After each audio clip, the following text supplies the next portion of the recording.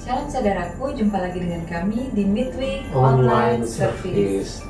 Saudara-saudara, di masa liburan ini jangan lupa ya, kita harus tetap memperhatikan protokol kesehatan yang sudah ditetapkan oleh pemerintah agar liburan kita semua kita tetap merasa nyaman dan aman. Dan biar masa pandeminya cepat selesai ya Kak Bobi. Betul sekali. Dan Kak Bobi, gimana nih tema kita pada minggu ini? Saudara-saudara, pada minggu ini kita akan kedatangan Bapak Pendeta Petra Panggidae, yaitu dengan temanya yang sepertinya cocok sekali dengan tema Natal, yaitu mengasihi sesama. Mengasihi sama manusia ya Kak Betul. Bobi. Tema Natal mengingatkan kita pada harapan bahwa Kristus lahir, memberitahu kita bahwa kasih yang sejati itu masih ada. Betul. Nah, langsung saja Kak Bobi, kita tidak berpanjang-panjang, kita persilahkan Bapak Petra Panggidae di Midweek Online Service.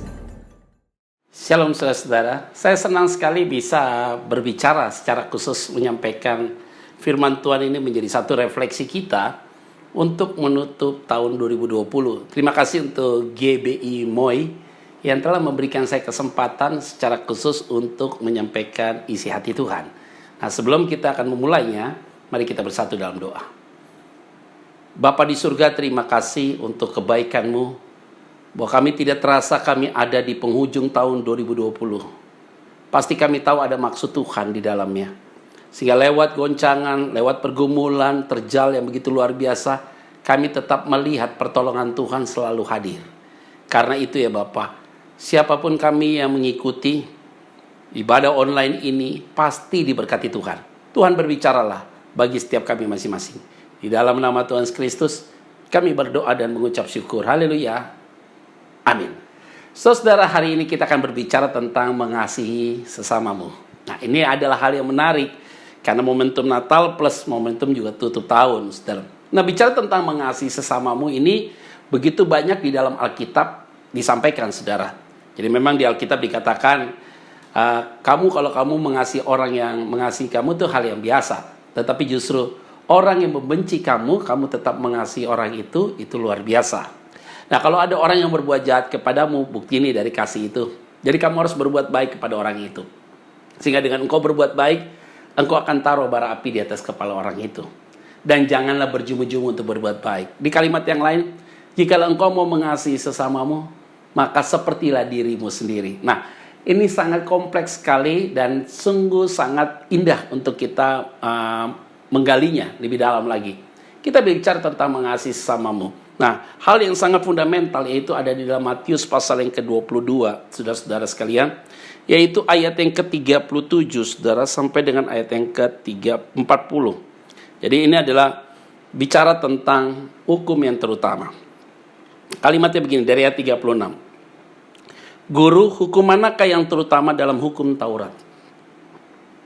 Jawab Yesus kepadanya, ayat 37, Matius 22. Kasihilah Tuhan Allahmu dengan segenap hatimu, dan dengan segenap jiwamu, dan dengan segenap akal budimu. Itulah hukum yang terutama dan yang pertama. Dan ayat 39, dan hukum yang kedua yang sama dengan itu, ialah kasihilah sesamamu manusia seperti dirimu sendiri. Pada kedua hukum inilah tergantung seluruh hukum Taurat dan kitab para nabi. Nah, ini adalah hal yang paling penting yang perlu kita perenungan bersama-sama, saudara. Jadi begini, ketika mereka bertanya tentang hukum ini, mereka bilang, kasihilah Tuhan Allahmu dengan segenap hatimu dan segenap jiwamu dan segenap akal budimu. Nah, kemudian dikatakan kasihilah sama manusia seperti dirimu sendiri. Nah, jadi kalimat hukum yang kedua ini sama dengan hukum yang pertama. Jadi kita mau bicara tentang kasihilah sesamamu, maka yang pertama adalah bagaimana cara engkau untuk mengasihi Tuhan. Ini penting. Kita tidak akan mungkin bisa mengasihi Tuhan tanpa Tuhan yang terlebih dahulu mengasihi kita. Kita tidak punya mampu untuk memberikan kasih yang terbaik bagi Dia, kecuali Tuhan yang terlebih dahulu yang mengasihi kita. Jadi ingat baik-baik, pada dasarnya adalah engkau untuk mengasihi sesamamu dimulai dengan engkau mengalami kasih Tuhan. Nah, ini bicara tentang mengalami kasih Tuhan, saudara-saudara, adalah sesuatu yang sangat pribadi sekali. Ini yang disebut dengan experiential spiritual, yaitu pengalaman rohanimu dengan Tuhan. Sangat tendensi lebih subjektivitas. Jadi pengalamanmu dengan Tuhan seperti apa? Apakah engkau sudah mengalami pertobatan? Engkau sudah mengalami pembaharuan dari Tuhan atau tidak? Hidup baru. Nah, ini adalah menjadi satu refleksi. Nah, kita sudah ada di penghujung tahun 2020. Pertanyaan saya buat saudara, apakah saudara sungguh-sungguh sudah mengalami Tuhan atau tidak? Kalau engkau belum mengalami Tuhan, ya pantaslah. Ada kepahitan, ada sakit hati, luka batin yang belum beres. Sehingga engkau susah untuk mengasihi orang lain. Mengasihi sesamamu, mengasihi istrimu, suamimu, anak-anakmu. Susah sekali. Karena kenapa, saudara? Karena engkau belum mengalami Tuhan. Jadi mengalami Tuhan itu tidak bisa dipaksakan, tidak bisa disodorkan, tidak bisa direkayasa. Tapi hanya bisa terjadi oleh karena anugerah Tuhan. Ingat baik-baik. Yesus datang sebagai bayi. Ini bicara tentang apa? Tidak mungkin ada Golgota kalau tidak ada Bethlehem. Dan kalau ada Bethlehem, pasti ujungnya adalah Golgota. Sehingga ketika kita bicara tentang Christmas, maka kita tahu di situ ada penebusan.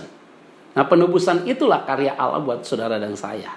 Kita mengalami satu spirit yang berbeda. Kita mengalami new life, hidup yang baru. Menyalip terobosan dari Tuhan. Nah, bagaimana kita mengalami Tuhan? Itulah cara waktu Tuhan disebut dengan Kairos, waktunya Tuhan. Ketika engkau bisa menerima anugerah Tuhan, di saat itulah saudara merasa engkau jijik, kotor, hidup yang tidak layak tapi dilayakkan Tuhan, hidup yang kotor tapi dibersihkan oleh Tuhan, yang seharusnya masuk neraka menjadi masuk surga. Kamu orang fasik dibuat jadi orang benar, engkau yang terbuang menjadi yang terpilih. Nah, itu dia. Jadi bagaimana Pak Pendeta rasanya kita mengalami Tuhan? Mengalami Tuhan itu sederhana kok. Yaitu apa? Engkau tidak akan mau lagi hidup dengan hidupmu yang dahulu. Dulu kita berbuat dosa tidak merasa bersalah. Dan kalau hari ini kita berbuat dosa tidak merasa bersalah, itu berarti ada masalah dengan dirimu. Tapi kalau orang yang sudah mengalami Tuhan, dia berbuat dosa, dia takut. Kalaupun dia jatuh, pasti dia langsung bangkit dan tidak mau kalah. Nah, ini adalah bagian yang penting. Nah, kalau saudara sudah mengalami Tuhan dalam hidupmu, maka ini adalah penting. Dengan segenap hatimu, dengan segenap jiwamu, dengan segenap akal budi, artimu total. Jadi bagaimana cara engkau mengasihi Tuhan yang tidak terlihat itu? Begitulah yang kedua, mengasihi terhadap sesamamu. Nah, ini dia penting. Jadi kita udah tahu, saudara. Jadi poin pertama, kalau kita sudah mengasihi Tuhan dengan sepenuh hati kita, jiwa kita, akal budi kita, sepenuhnya totalitas pada Dia, maka untuk mengasihi sama sangat mudah sekali. Karena engkau sudah dijamah oleh Tuhan, sudah diperbarui oleh Tuhan, sehingga engkau mau memberikan yang terbaik buat Tuhan. Maka caranya bagaimana? Bagaimana engkau bergaul dengan orang di sekitarmu.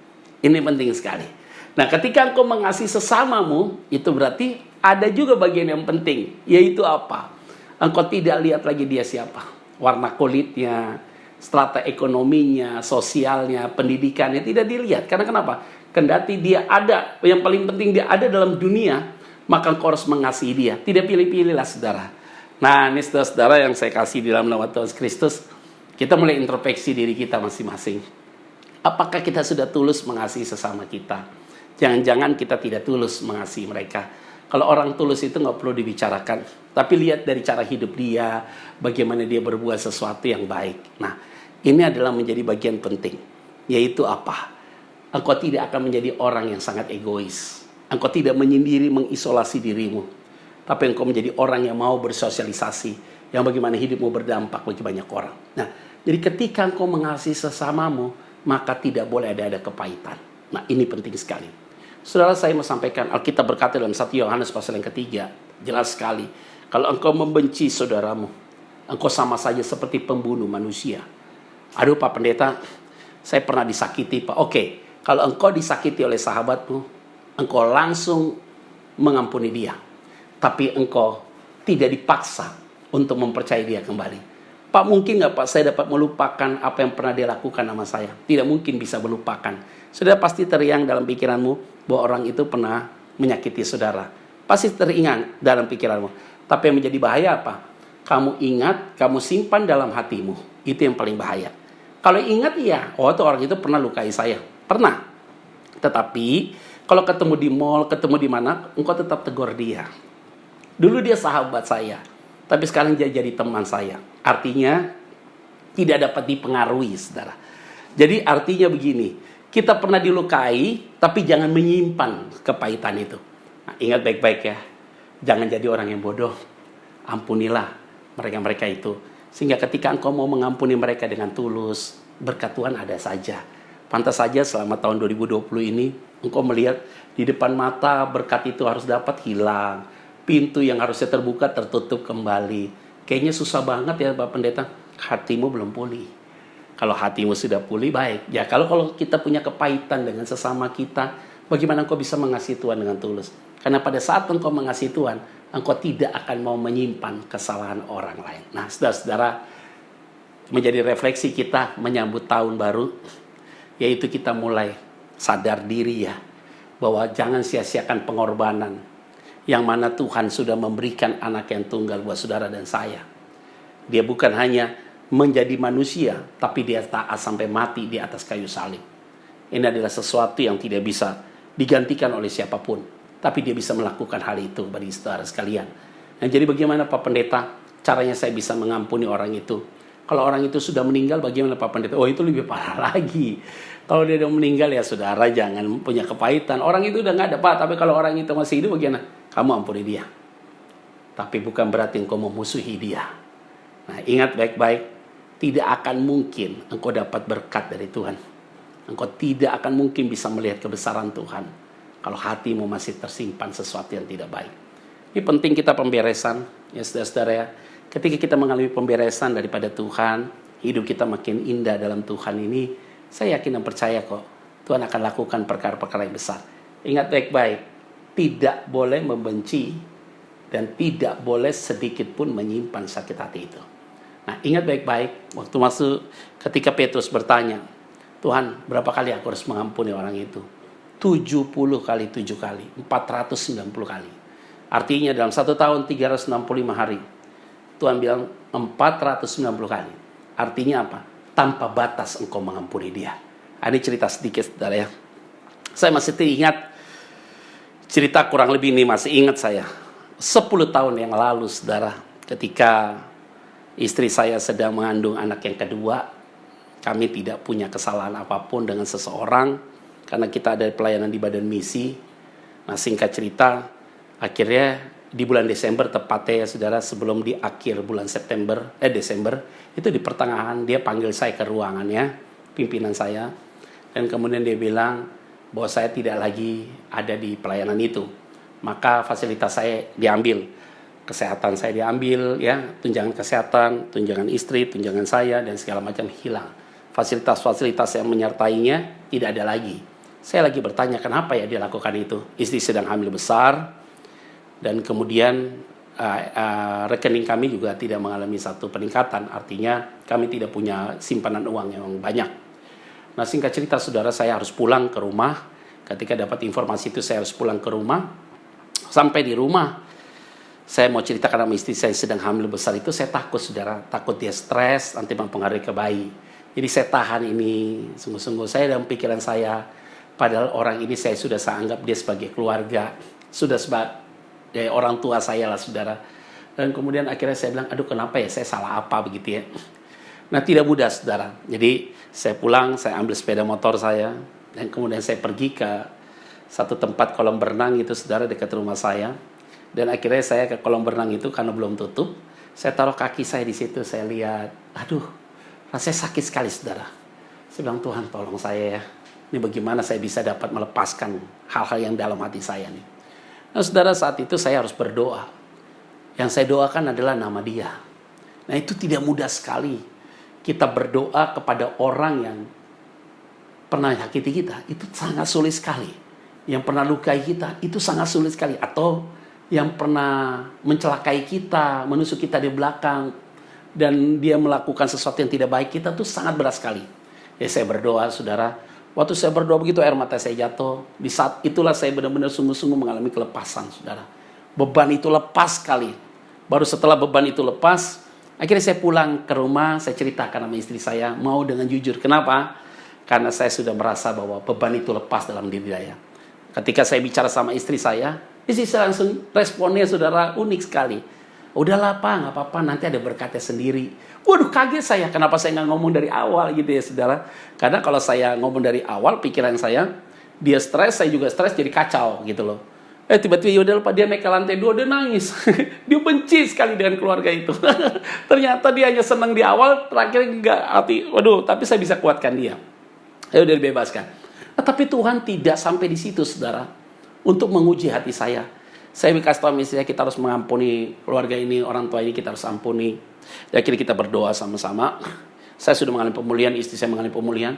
Berapa hari kemudian, saya pergi ke salah satu mall dekat kompleks kami, ada mall. Dan kemudian akhirnya kita ke mall. Saudara, uniknya apa? Saya diperhadapkan dan dipertemukan oleh mereka. Ini adalah sesuatu yang sangat sulit sekali, saudara. Tuhan sedang menguji hati saya. Benar nggak kamu tuh mengampuni orang itu? Berani nggak kamu tegur? Uniknya gini, dia tidak lihat saya, tapi saya lihat dia. Itu jadi beban emosi dalam diri saya. Itu berarti kan saya harus nyamperin. Kalau dia lihat saya nggak lihat dia, kan nggak ada beban. Tapi Tuhan izinkan saya hanya melihat dia, dan dia tidak melihat saya. Itu dalam hati saya berkecamuk, saudara. Saya samperin atau tidak? Samperin atau tidak? Maka saya memberanikan sama istri saya untuk datang ke dia, dan saya bertemu sama dia, dan saya pegang tangan dia. Saya bilang, Bapak tetap jadi orang tua saya. Itu hal yang sangat berat sekali, saudara. Jadi itu tadinya kita dingin badan kita sampai dengan hangat sendiri. Nah, ini yang disebut dengan pengampunan yang seutuhnya. Kalau kita dapat mengasihi saudara kita, sesama manusia, itu adalah sesuatu yang baik. Jadi ini bicara tentang kepahitan, itu harus clear sekali. Engkau jangan nyimpan kepahitan terhadap istrimu atau suamimu atau orang tuamu atau anakmu. Untuk apa? Bertahun-tahun disimpan, saudara. Itu jadi penyakit dalam diri kita. Muka kita kelihatan tua, kita tidak ceria, kita tidak merasakan damai. Karena masalahnya hal itu. Tetapi kalau hari ini engkau mengalami kelepasan daripada Tuhan, pemulihan daripada Tuhan, saya yakin masuk tahun 2021 engkau lebih lega sekali. Engkau melakukan sesuatu dengan penuh sukacita karena tidak ada beban secara emosional. Nah, ingat baik-baik saudara. Kalimat berikutnya adalah kasihilah samamu seperti dirimu sendiri. Apa itu artinya? Jangan sekali-sekali engkau anak muda mau melamar pasanganmu untuk menikah dengan engkau kalau engkau tidak bisa urus dirimu sendiri. Jadi kalau engkau mau mengasihi orang lain, kalau kita tidak bisa mengurus diri kita, bagaimana engkau bisa mengasihi orang lain? Kasihilah sama manusia seperti dirimu sendiri. Nggak, mana mungkin sih kita pakai baju bekas? Mana mungkin sih kita pakai baju yang tidak bagus? Selalu kita mau mendandani sesuatu yang bagus dalam diri kita. Kita mau pakai pakaian yang bagus, barang yang bagus, dan segala macam. Kita mau kelihatan bersih, kita akan rapi. Kita mau bersolek lah sebagai seorang wanita, sebagai seorang laki. Setidak-tidak kita rapi dan bersih. Nah, kalau kita bisa mendandani diri kita dengan baik, maka begitu juga cara kita mengasihi orang lain. Engkau juga harus mengasihi dirimu. Nah, ini adalah sesuatu penting bagi mereka yang saudara yang baru mau menikah. Jangan harap, saudara, pernikahanmu akan berjalan dengan baik kalau kamu sendiri tidak bisa urus dirimu. Bagaimana kau bisa urus suamimu, bisa urus istrimu dengan baik? Kalau kamarmu aja kamu nggak bisa bereskan, wah ini repot sekali, saudara. Jadi kalau kita bisa menata diri kita bersih, kita rapi, kita bisa juga merawat diri kita dengan baik, pasti kamu juga akan mengasihi pasanganmu dengan luar biasa. Nah, kalau tidak hal itu, sangat sulit sekali. Kasihilah sama manusia seperti dirimu. Jadi ketika kita mengasihi manusia itu seperti diri kita, maka kita tahu, saudara, engkau akan memberikan yang terbaik. Nah, bagi saudara-saudara yang sudah menikah, ada hal yang menarik mengenai part kasihilah sama manusia. Jadi kalau engkau mengasihi manusia itu seperti dirimu, artinya apa? Dua orang yang berbeda latar belakang ekonomi, budaya, sosial, dan pendidikan yang berbeda dijadikan satu dan diberkati Tuhan ada dalam satu rumah pernikahan, saudara. Dan kau tinggal dalam satu keluarga bersama-sama. Ini adalah sesuatu yang sangat luar biasa sekali. Makanya saya selalu ingat pesan orang tua saya. Mereka udah menikah kurang lebih 57 tahun ya, saudara, 58 tahun. Mereka selalu ingatkan saya, bilang, Petra, ingat, pernikahan itu bukan saling mengerti, tapi saling menyesuaikan. Karena sampai kapanpun kau tidak bisa mengerti pasanganmu. Tapi ketika engkau menyesuaikan, pasti kurang tingkat konflik. Tetapi ada juga orang bilang, Pak, biasanya kalau pernikahan sudah 5 tahun, itu adalah tahun rawan. Salah. Setiap tahun, setiap hari, setiap minggu, setiap bulan, rawan. Nah, ini masalah yang sangat serius sekali, saudara, untuk hal ini. Nah, baru kita masuk nih. Jadi kalau kita mengasihi sesamamu manusia, istrimu atau suamimu telah menjadi satu dengan saudara, mungkinkah engkau menjelekkan pasanganmu kepada orang lain? Pasti tidak. Belajar dari Yusuf lah. Yusuf lihat tunangannya itu, Maria hamil, ya, mulutnya nggak bocor tuh. Dibilang apa? Yusuf orang yang baik, yang tulus hati. Dia tidak mau mencemarkan nama istrinya. Artinya benar-benar dia sangat mengekang mulutnya untuk tidak berbicara, saudara, tentang sesuatu yang tidak baik. Yusuf tenang, tapi dia punya hasrat juga untuk menceraikan Maria, saudara, pada saat itu. Ya, maka Yusuf dapat mimpi, yaitu malaikat berkata, lu jangan ceraikan Maria itu.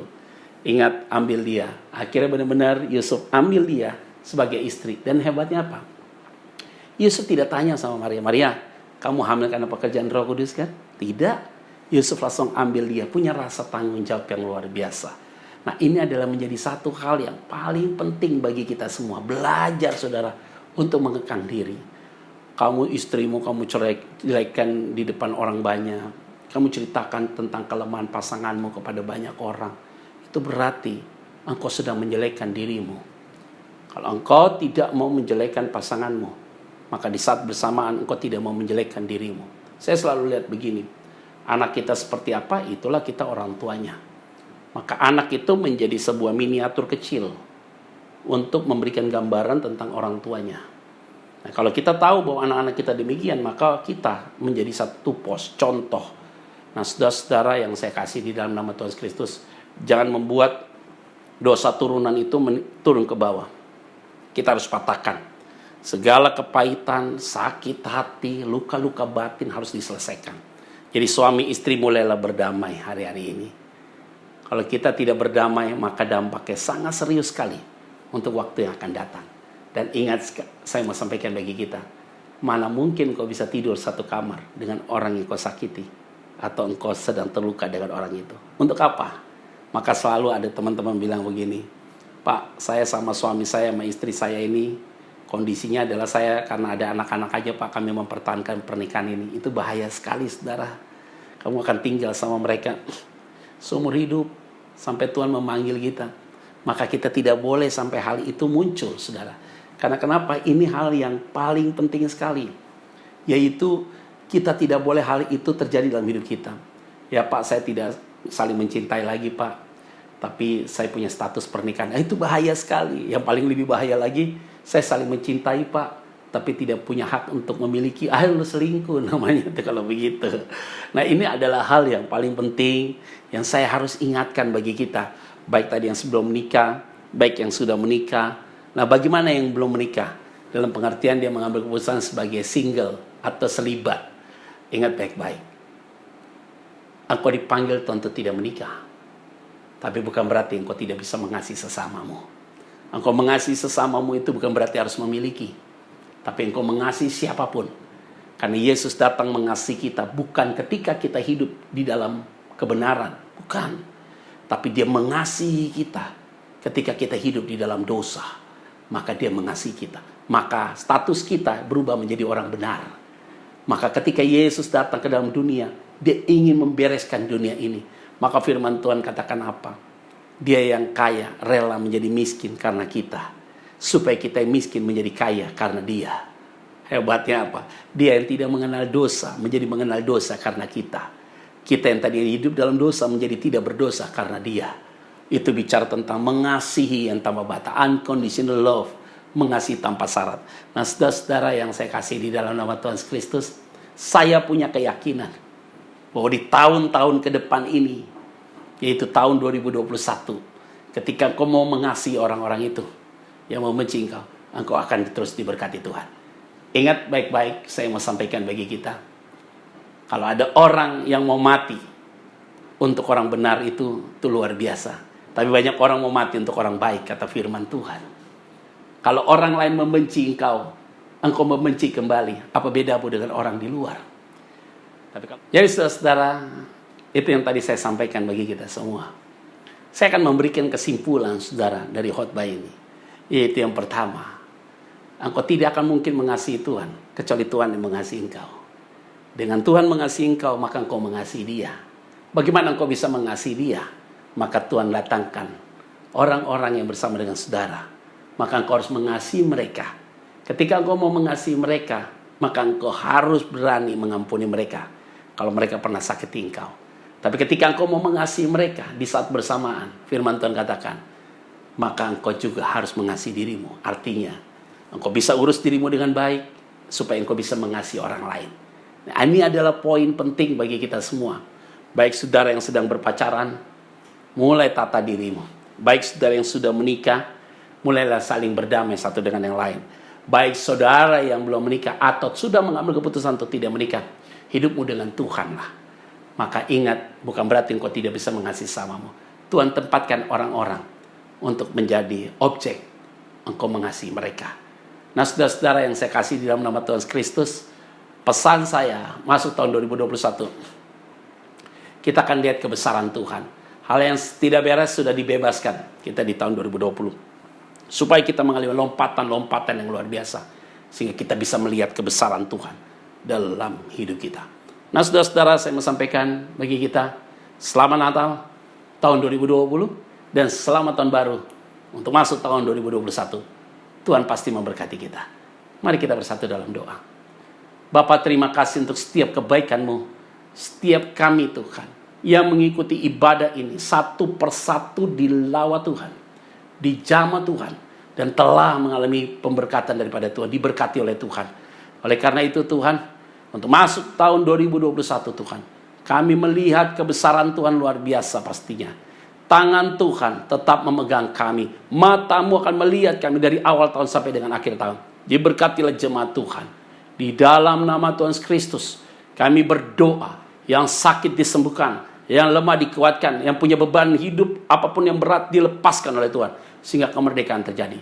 Di dalam nama Tuhan Kristus, kami berdoa dan mengucap syukur. Haleluya. Amin. Tuhan Yesus memberkati kita semua. God bless you.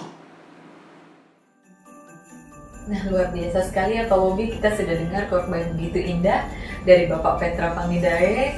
Dan Kak Bobi, kalau kita bicara mengenai kasih nih ya Kak Bobi, kalau kita mengasihi orang yang baik sama kita, benar tadi seperti khotbahnya, itu gampang ya Kak Bobi. Tetapi kasih yang sejati akan dites dan akan terlihat dari bagaimana kita mengasihi orang-orang yang pernah menyakiti kita. Iya, betul sekali Siske. Saudara-saudara, kita tahu pada perayaan Natal ini Tuhan Yesus telah lahir ke dunia kita untuk menebus dosa kita. Jadi alangkah baiknya pada perayaan ini kita ambil kesempatan juga untuk mengampuni orang-orang yang bersalah kepada kita. Karena kenapa? Dengan cara kita mengampuni orang yang bersalah kepada kita, kita lepaskan pengampunan kita. Kalau perlu kita doakan mereka juga, otomatis segala kepahitan akan terangkat dari hati kita, segala beban akan terangkat, dan hidup kita akan menjadi damai. Seperti itu, saya suka tambahkan, karena kenapa? Karena jangan lupa, Tuhan Yesus yang telah lahir ke dunia itu adalah Raja Damai. Jadi hidup kita sebagai murid-murid Tuhan Yesus harus bisa menjadikan damai bagi hidup kita, dan kita bisa memberikan damai juga kepada orang lain.